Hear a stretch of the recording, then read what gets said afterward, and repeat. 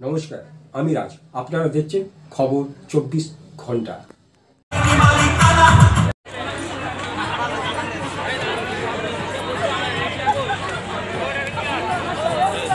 Hello, কেরোসিনের দাম কোথায় ছিল আপনারা আমার চাইতে ভালো জানেন। পেট্রোল ছিল 42 টাকা, আজকে সেই পেট্রোল 106 টাকা। ডিজেল